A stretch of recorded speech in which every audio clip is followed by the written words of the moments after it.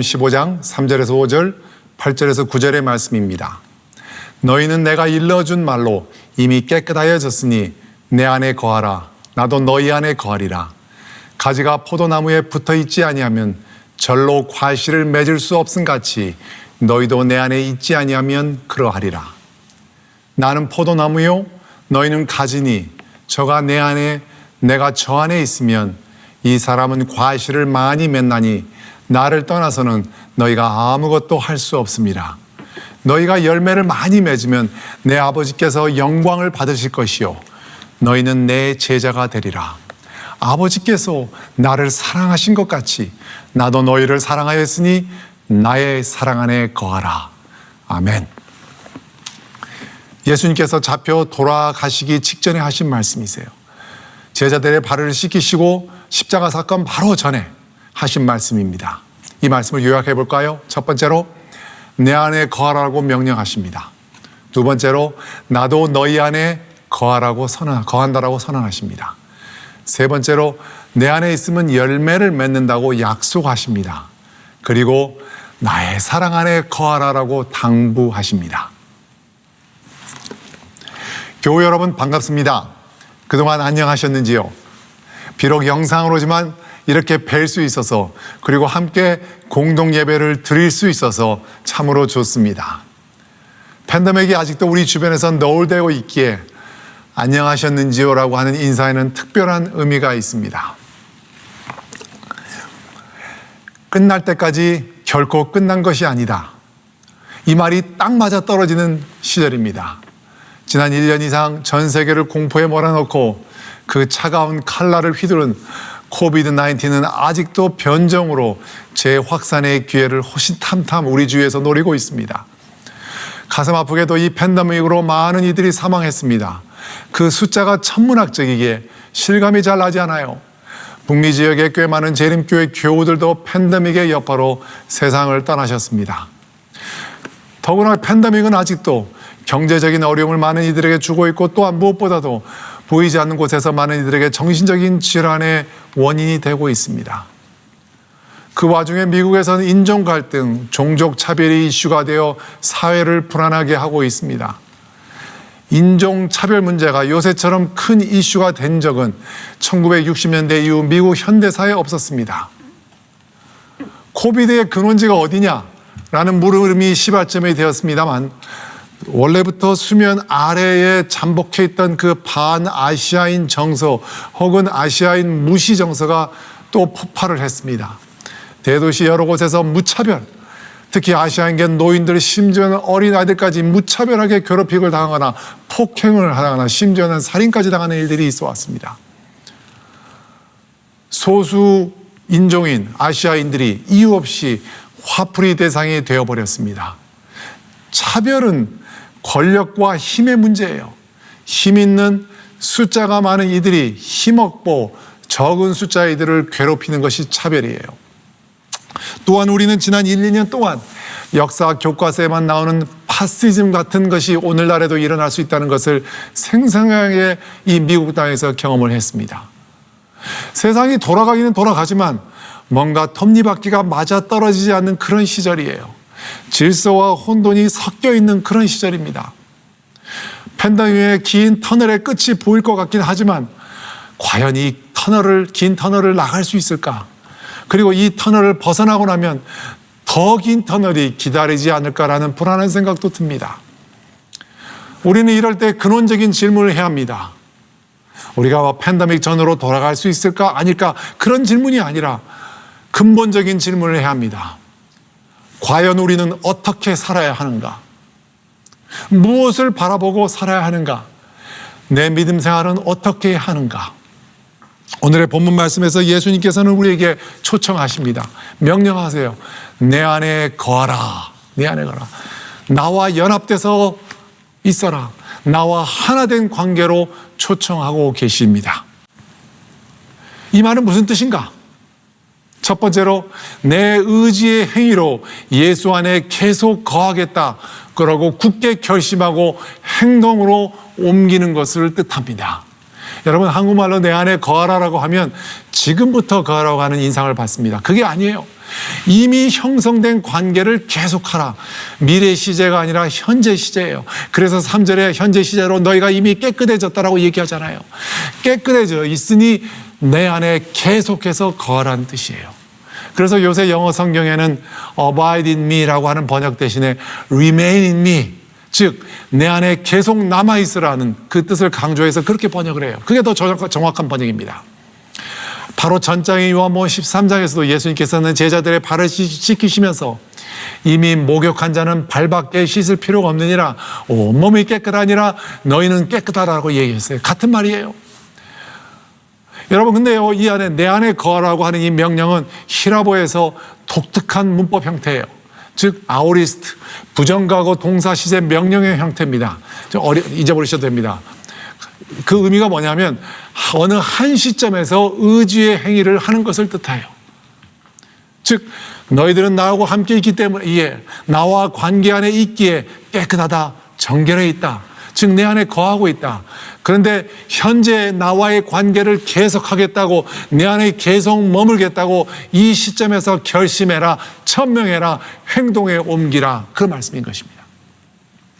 좀 더 구체적으로 번역을 하자면 내 안에 너의 거처를 지금 만들라, 이렇게 의역이 가능합니다. 내 안에 너의 거처를 지금 만들라. 내 안에 있는 것 정도가 아니라 아예 내 안에 너의 거처, 사는 곳을 만들라. 집을 짓고 눌러 살아라고 얘기하는 것이에요. 그냥 있는 대로 시간이 흘러간 대로 살라고 하는 것이 아닙니다. 삶의 전환기에서 결단을 내리라는 말입니다.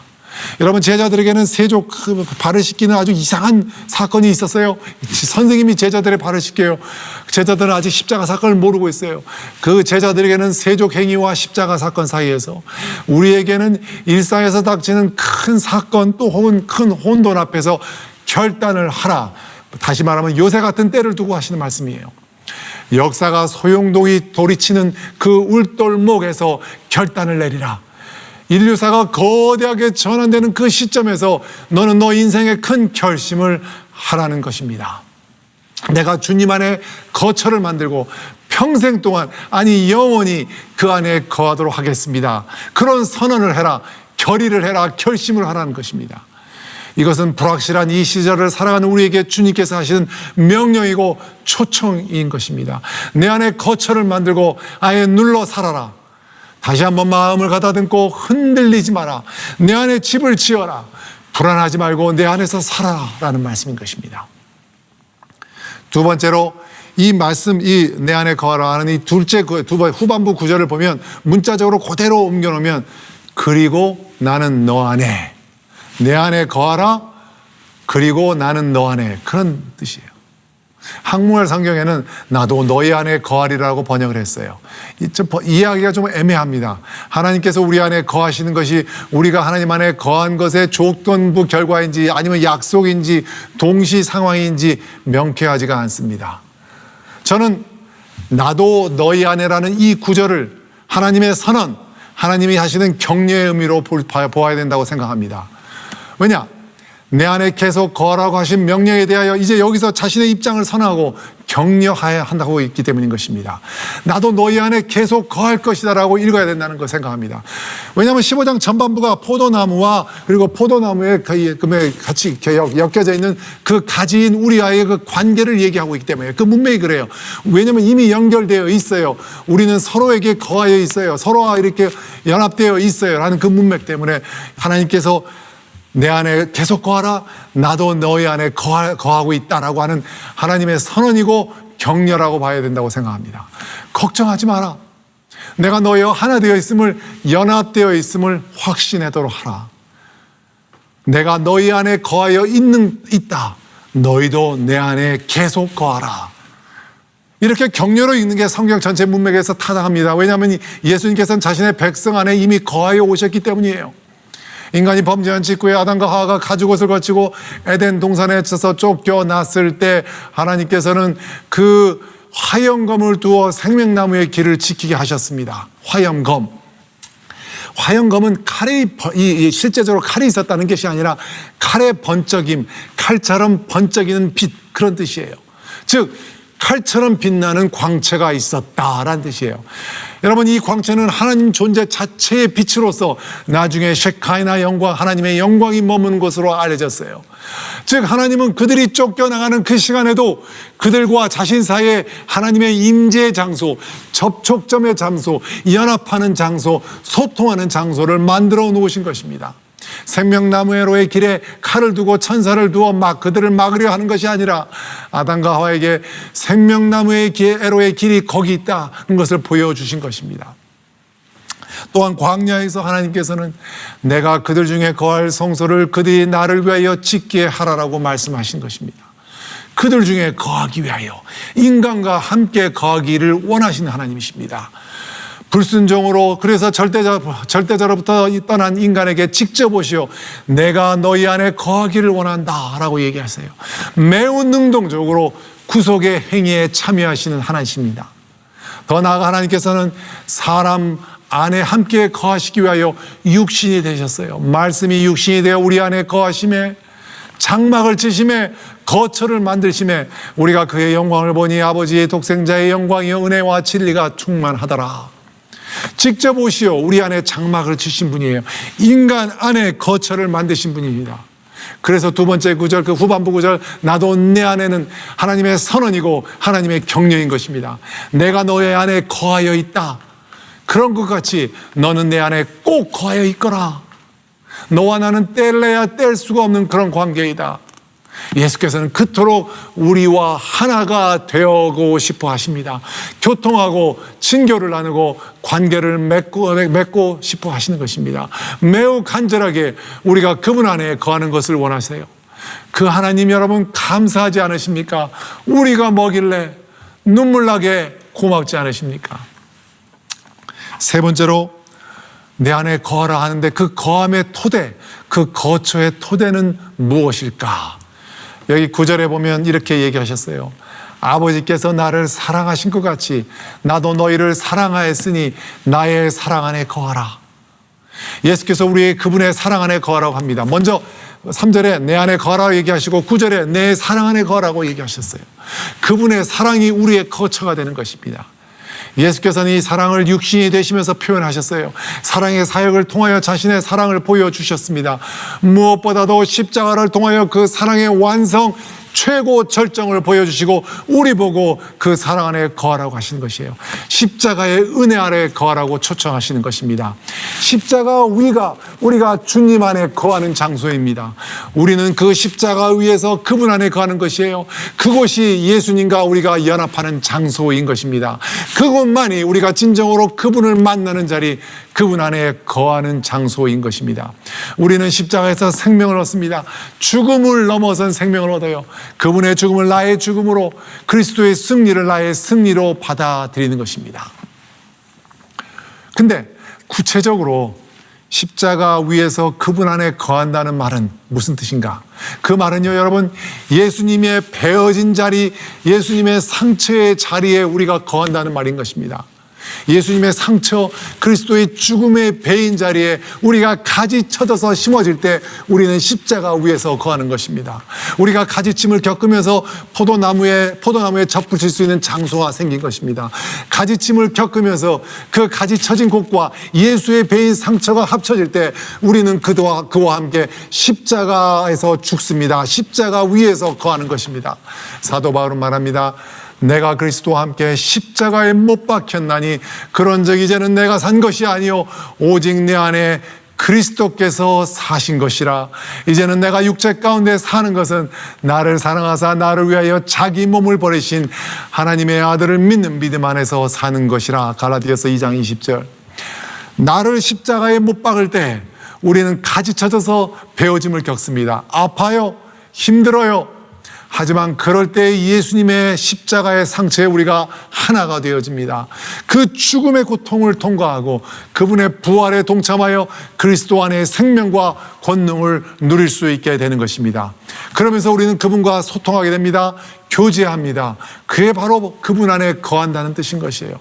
그렇게 아프면서 죽음을 겪어가면서 거쳐 나갈 때 그 너머의 부활에서 우리는 생명을 얻습니다. 그리고 그분 안에 거하면서 그의 부활에 참여한 자가 되는 것입니다.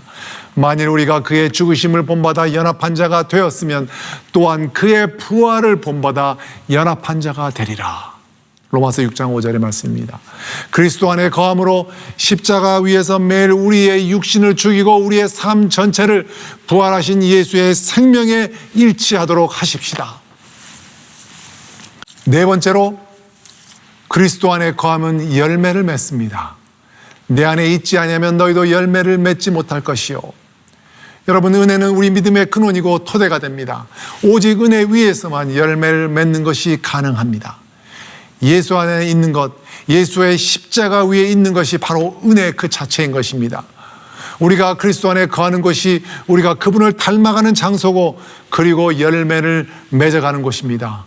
어떤 가지도 홀로 열매를 맺을 수 없기 때문에 그러는 것입니다. 내가 그리스도와 함께 십자가에 못 박이어서 이제는 내가 산 것이 아니요 오직 내 안에 그리스도께서 사신 것이다라고 할 때 새 생명이 우리 안에서 시작될 뿐만 아니라 열매가 맺기 시작합니다. 본문은 우리가 열매를 맺을 때 너희는 내 제자가 되리라는 말씀이 이루어진다라고 얘기하는 겁니다. 하나님의 다음이 없는 그 은혜에 우리가 반응할 때 우리가 열매를 맺고, 그때 우리가 제자가 되는 것입니다. 우리가 그분 안에 머무는 자리, 그 십자가의 자리는 그래서 여러분 축복의 자리예요. 내 생명이 성장하는 자리예요. 내가 열매를 맺어가는 자리가 바로 그 십자가 위인 것입니다. 여러분, 지난 1년 반 동안 팬데믹이 우리로 하여금 몇 가지를 각성하게 했습니다. 팬데믹 전까지는 여러분 와서 보라였습니다. 와서 봐. 우리 교회가 이렇게 좋아. 우리 교회 이렇게 친교가 좋아. 우리 교회 목사님 말씀이 이렇게 좋아. 우리 교회가 건물을 새로 지어서 와서 봐. 우리 교회 점심 맛있어. 하지만 팬데믹은 우리에게, 예수께서 우리에게 주신 선교 명령에 대해서 다시 한번 각성시켰어요. 너희는 세상으로 나가라. 그래서 가서 제자를 만들라는 명령에 집중하도록 하였습니다. 수백만 불 지어서 사거나 지은 건물이 갑자기 큰 의미가 없어졌게 되어버렸어요. 교회 건물은 그냥 벽돌과 시멘트 공간이 되어버렸어요. 아니, 나무로 만들어진 공간이 되어버렸어요. 여러분, 무료 식료품 배급을 받기 위해 끝이 안 보이게 긴 줄을 몇 시간씩 떼 앞에서 서서 기다린 이들을 바라보면서 저는 너희는 가라, 세상으로 가서 제자를 만들라고 하는 그 말씀이 가슴에 팍 들어왔어요. 너희는 내 제자가 되어서 교회 안에서 제자 노릇하지 말고 세상으로 나가서 거기서 제자를 만들라고 하는 말씀이, 이 말씀을 예수님께서 하셨어요. 교회가 왜 이 땅에 있는지를 뼈저리게 각성하게 되었습니다.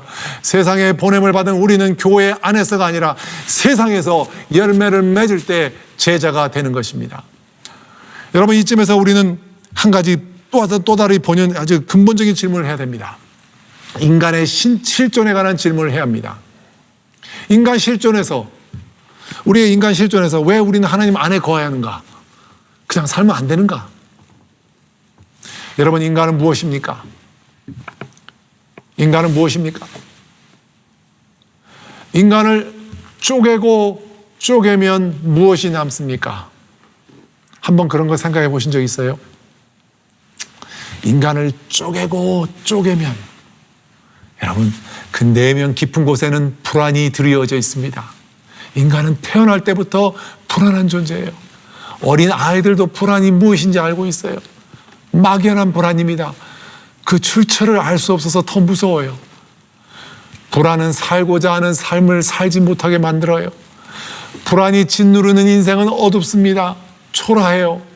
왜냐? 인간은 존재적으로 불안하기 때문에. 그래서 그 불안을 감당하기가 힘들어요. 상담 심리학자들은 그 불안의 감정을 다스리라고 합니다. 숨 막히지 않도록 매달리지 말라고 합니다. 그게 그렇게 쉽게 되는 일이라면 아예 문제조차 없었을 것이라고 저는 생각합니다. 하나님께서 우리에게 말씀하십니다. 얘야, 불안이 깊어질수록 진실해져야 한다. 삶의 작은 순간에도 진지함이 필요하다. 그 진실함, 그 진지함을 어디서 찾을 수 있을까? 그 진실함, 진지함이 어디서 시작되는가? 인간의 이 본연적인 질문에 하나님께서 대답을 해주셨습니다. 하나님과 모세가 출애굽기 3장에 만납니다. 그때 모세가 물었어요. 사람들에게 당신을 누구라고 소개해야 합니까? 그때 하나님께서 대답을 하십니다. 성경에 처음으로 자신의 이름을 말씀해 주세요. 나는 스스로 있는 자이니라. 너는 이스라엘 자손에게 이르기를 스스로 있는 자가 나를 너에게 보내셨다 하라. 나는 스스로 있는 자니라. 여러분, 이 장면을 가만히 머릿속에 그리면 한번 그려보세요. 압도당합니다. 나는 스스로 있는 자니라.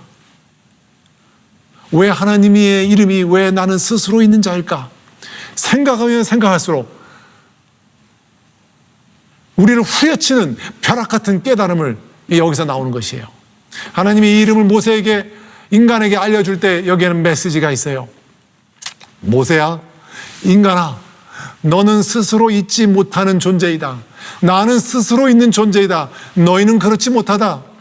스스로 있지 못하는 존재이니 스스로 있는 존재이는 나의 안에 거하라. 나를 봐라. 여러분, 인간은 스스로 자기 자신을 인지하지 못합니다. 항상 상대방을 통해 인식해요. 그리고 근데 그 사실조차 깨닫지 못해요. 한 인간이 태어나 자신만의 자아를 어렸을 때부터 스스로 성찰해서 만들어내지 못합니다. 한 자아를 만들어내는 방법은 자기 주위에 있는 남에게 자신을 오랫동안 비추어보면서, 그리고 환경과의 그 상호작용에서 자아가 형성돼요. 그래서 우리말에 그 아버지, 그 딸, 그 어머니, 그 딸이란 말이 나오는 것입니다. 자랄 때, 즉 자아가 만들어질 때 제일 많이 보고 비추어보면서 자신의 자아를 만들어 나가기 때문이에요. 하나님께서 말씀하십니다. 너의 자아를, 너의 인간의 인지를 상대적인 다른 인간, 아니면 변하는 처한 환경에 기대어 만들지 마라. 하나님인 내가 원하는 대로 너의 자아를 형성시키고 싶느냐? 내 안에 거하라. 그리고 나를 봐라. 스스로 있는 존재인 나를 봐라. 나를 보면서 너를 만들어가라. 그러면서 너를 형성해가라. 십자가 위에서 너를 만들어가라. 너만 보면, 주위 환경을 보면 스스로 불안하다. 십자가 위에서 나를 보면서 너를 만들어가라. 그럴 때 너의 불안이 없어질 것이다. 다른 인간 상대를 거울로 삼지 마라. 그들도 상대적인 의식에 같이 너랑 똑같은 존재이다. 절대자, 스스로 있는 자, 그 나를 너의 거울로 삼아라. 너희가 내 앞에 있지 않으면 너희는 너희가 누구인지 절대로 알 수 없다. 내 안에 있어야 너는 너 자신을 알게 된다. 그런 말씀이에요. 하나님을 보니까, 나를 보면서 너는 만들어져 간다. 내 안에서 나를 보면서 너는 만들어져 간다. 너 자신이 그때 누구인지 알게 된다. 너 자신이 어떤 존재이어야 되는지를 그때 파악하게 된다. 그래서 고별 설교에 여기 요한복음 15장에서 예수님께서 내 안에 거하라, 내 사랑 안에 거하라라고 명령하시는 것입니다. 내 안에 거하면서 나를 봐라. 그럴 때 제대로 된 네가 만들어질 것이다. 나의 사랑 안에 거할 수 있고 열매를 맺는 제자가 그때 될 수 있다. 십자가 위에 예수와 완전 일체가 되었을 때 우리는 흔들리지 않는 나라에 살게 됩니다. 예수가 내 삶의 토대이고 내 중심이기 때문입니다. 그래서 흔들리지 않는 나라에 이제는 속하여 있습니다. 그러므로 우리는 흔들리지 않는 나라를 받았으니 감사를 드립시다. 아멘. 그리하여 경건함과 두려움으로 하나님이 기뻐하시도록 그를 섬기십시다. 흔들리지 않는 나라를 받은 이들입니다. 우리는 상속자예요. 감사하며 사십시다. 경건함과 두려움으로 그분을 섬겨야 하겠습니다. 참된 예수 신앙을 하는 것은 어디서 있든지 무엇을 하든지 예수에게 뿌리를 내리고 열매를 맺는 제자이기 때문에 그리스도가 내 삶의 중심이요 내 영혼에 갇히신 것입니다. 그래서 흔들리지 않고 혼돈의 세월에도 헤쳐나갈 수 있습니다. 불안하지 않을 수 있다는 것입니다. 100년에 한 번씩 온다는 이 팬데믹, 우리도 모르게 우리 삶이 바뀌어져 가요. 근데 그게 어떻게 바뀌어져 갈지 모릅니다, 여러분. 시간이 지나봐야지 알아요. 신앙생활을 하면서 중요하게 여겼던 것들이 이제는 그렇게 중요하지 않아질 수 있다는 것도 알게 된 시간들이었습니다. 그러면서 우리는 자신들의 내면을 진솔하게 쳐다보게 되었어요.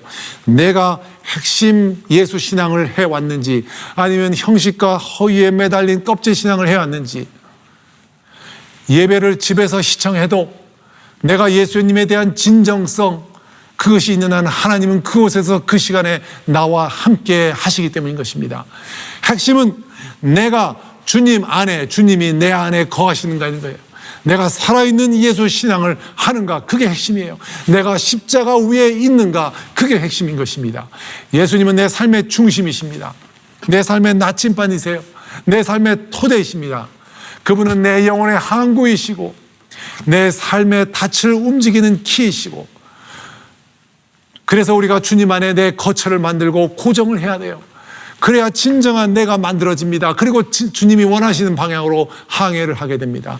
그래서 그분 꽉 붙잡고 내가 당신 사랑 속에, 당신 십자가 위에, 당신의 부활 앞에서 살겠습니다. 나를 선한 곳으로 인도하여 주실 것을 믿습니다. 이것이 우리의 매일의 고백이 되어야 합니다. 예수님은 내 영혼의 고향이십니다. 내가 거할 평생의 거처이십니다. 내 영혼의 거처이십니다. 예수님 안에 내가 지금 거하는 곳이 거합니다. 그리고 지금도 거하 있고 앞으로도 영원히 거할 것입니다. 여러분, 저는 지난 15년 동안 여름만 되면 늦봄부터 초가을까지 잔디를 한 주에 한 번 혹은 두 주에 한 번씩 꼭 잘라야 됐습니다. 근데 잔디를 15년 동안 자르면서 매번마다 느끼는 점들이 있었어요. 잔디 사이에 올라온 잡초와 풀을 뽑으면서 드는 생각이 있었습니다. 우리의 영적 삶과 어쩌면 이렇게 똑같이 하는 생각을 수없이 했어요. 왜냐? 잔디가 없는 비어있는 공간, 공터가 있으면 거기에는 잡초가 꼭 자라더라고요. 물론 여러분, 잔디가 있는데도 잡초는 드문드문 나긴 합니다. 하지만 잡초는 조금이라도 비어있으면 기어코 거기에 올라옵니다. 비어있는 공간이 많으면 확 퍼져서 올라와요. 여러분, 내 영혼에 조금이라도 공터가 있으면 거기엔 잡초가 생길 가능성이 거의 100%입니다. 그래서 내 영혼의 연인, 예수께서 나를 온전히 점령해야 하는 것입니다. 내 영혼이 예수에게 온전히 잠겨져 있어야 하는 것이에요. 예수의 은혜의 강물 속에서 잠겨져 있어야 합니다. 내 영혼이 예수의 사랑으로, 은혜로 가득 차 있어야 합니다. 그래야 내 영혼에 잡초가 생기지 않습니다. 또 하나, 잡초는 매년 올라옵니다. 뽑아도 매년 올라옵니다. 거기다가 봄바람에 날아오는 잡초는 거의 매년마다 다른 종류예요. 우리의 삶도 마찬가지입니다. 매년 다른 잡초, 다른 종류의 일들이 올라와서 우리의 영혼을 흔듭니다. 불안케 합니다. 내년에는 뭐가 흔들지 몰라요. 이번에는 이겨도 내년에 다른 종류가 올라와서 우리를 뭘로 흔들지 몰라요. 매년 다른 잡초가 오듯이 그 종류도 또 그 종류가 다르고, 그 다음에 퍼짐도 달라요. 속도도 달라요. 그래서 예수 안에 늘 항상, 그리고 계속 우리가 거해야 합니다. 십자가 위에서 우리가 예수와 연합해서 거기에 머물러야 합니다. 내가 십자가에 계속 못 박혀 있어야 합니다. 나의 배인 상처와 예수의 배인 상처가 늘 연합되어 있어야 합니다. 십자가에서 열매를 맺을 정도로 우리가 뿌리를 내려야 합니다. 영적으로 승리가 보장되어 있는 삶이 바로 그때 우리에게 가능하기 때문인 것입니다. 예수께서 내 영혼의 깃대를 잡고 있어야 합니다. 그래야 우리가 올바른 방향으로 나갑니다. 그래야 흔들릴 수는 있어도 전복되거나 침몰되지는 않습니다. 왜냐하면 예수 안이 내 거처이기 때문이에요. 평생, 아니 영혼의 거처가 예수 안에서 만들어지는 것입니다. 그때 예수님의 이 말씀, 나는 너희에게 평화를 주고 간다. 내 평화를 너희에게 주는 것이다. 내가 주는 평화는 세상이 주는 평화와 다르다. 걱정하거나 두려워하지 말라. 이 말씀이 우리의 삶에서 이루어지는 것이에요. 예수님은 내 삶의 주인이시요, 내 영혼의 북극성이시요, 내 생명의 원천이 되십니다. 그분과 그분 안에 거처해서 영원히 여러분과 저는 살 것이고 살아야 됩니다. 우리가 하나이기에, 예수님과 하나이기에, 또 우리가 예수님과 연합되어 있기 때문에 그게 가능한 것입니다.